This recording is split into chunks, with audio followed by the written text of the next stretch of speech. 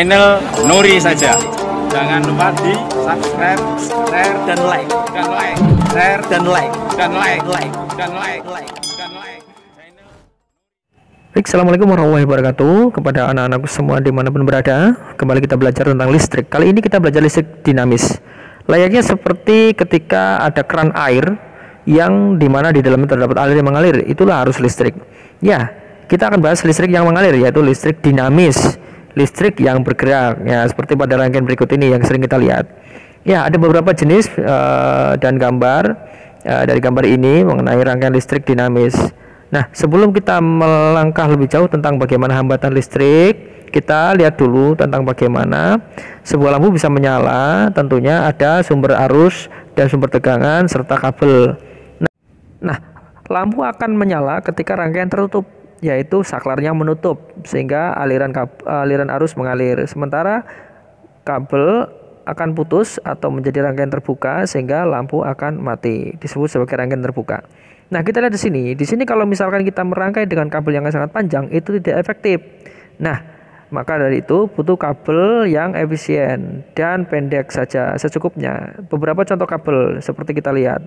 Nah, ini contoh kabel busi ya. Jadi kalau kabel busi ini jelek untuk perapian di mobil, itu nanti akan ngadat ya sewaktu-waktu dan juga cepat rusak karena panas. Kabel yang baik, maka dia akan memiliki fungsi yang baik. Nah, besar kecilnya kabel mempengaruhi. Semakin panjang kabel, maka hambatannya besar. Semakin besar kabel, hambatannya kecil. Nah, ini jenis kabel. Semakin besar, maka hambatan jenis kabelnya akan besar. Ini beberapa contoh dari beberapa logam dan tingkat hambatan jenisnya. Semakin besar hambatan jenis, maka hambatannya makin besar. Nah, sekarang setelah kita mengetahui hambatan pada kabel, kita mulai menghitung bagaimana hukum Kirchhoff 1 terkait dengan arus yang mengalir pada kabel-kabel tersebut. Ya, kita mulai dari tampilan ini. Ini adalah rangkaian sederhana di mana ada lampu, ada baterai dan kabel. Kalau digambarkan seperti ini lambangnya. Itu lambang R resistor ya. Ini adalah sebagai kawatnya pengantar dan ini saklarnya. Dan ini adalah sumber tegangan atau baterai. Ya. Nah, kita lihat di sini. Ini adalah perbedaan rangkaian tertutup dan terbuka. Yang nyala ini adalah rangkaian tertutup. Yang mati itu rangkaian terbuka. Maksudnya saklarnya terbuka. Ya, kita lihat di sini bagaimana lampu bisa menyala ya karena terbuka dan tertutupnya saklar tentunya. Ya, saklar sebagai pemutus dan penyambung daripada kabel.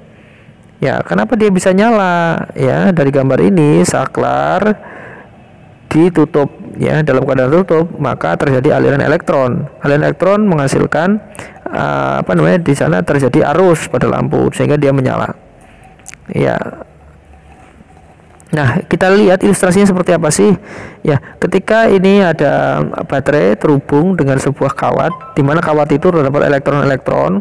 Nah, elektron itu mengalir. Aliran elektron menyebabkan adanya hole, ya, atau arus listrik. Ya, arus listrik bergerak dari positif ke negatif, sementara elektron bergerak dari positif ke negatif. Ya, arus listrik bergerak dari positif ke negatif. Ya, contoh soalnya seperti ini, ya. Seperti itu. Silakan diamati untuk contoh soalnya. Ya, contoh berikutnya. Ya, ini hubungan formula antara muatan arus listrik dan waktu ya. Nah, kita lihat seperti ini. Ya, ini ya ampermeter, ada lampu dan baterai. Ampermeter digunakan untuk mengukur arus listrik. Nah, ini adalah rangkaian sederhana digambarkan seperti itu, ada tegangan, ada arus dan hambatan. Ya, ini bagaimana kita melihat arus ya atau membaca ya skala yang ditunjuk dibagi skala maksimum dikali skala batas ukurnya seperti itu. Batas ukur bisa diubah-ubah ya seperti itu. Nah, mari kita lihat contohnya. Ini misalnya ini ya, ada baterai, ada lampu, ada alat ukur. Di sini batas ukurnya adalah 25. Skala maksimalnya di situ tertulis 20, 50 ya, maaf. Skala maksimumnya 50. Jadi I-nya adalah 20/50 dikali batas ukur yaitu 25. Hasilnya adalah 10 mA. Ya, seperti itu ya. Ya, mengerti ya Jadi ini kalian harus tahu cara membaca alat ukur, jangan sampai salah.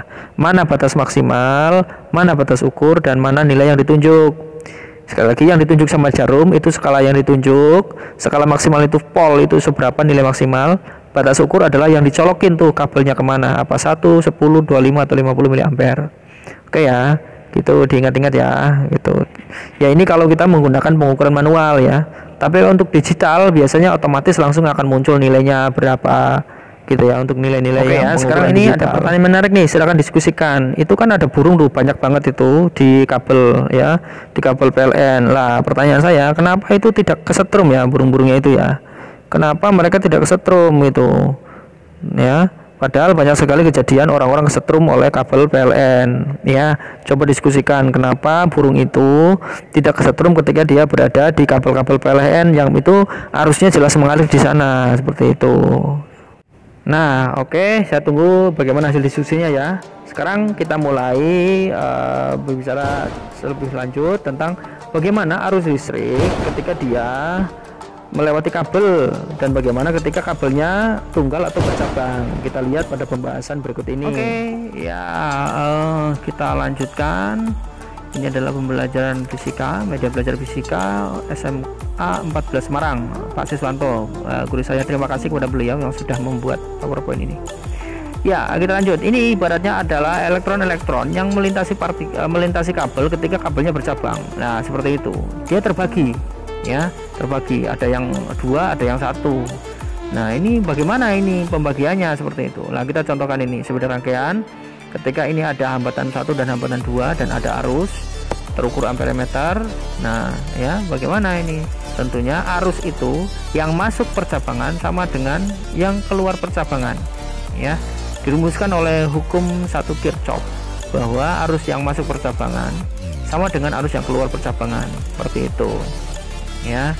Jadi kita bisa mengetahui ini untuk rangkaian nomor 1 ini ada rangkaian seri, kemudian yang kedua juga rangkaian seri ya.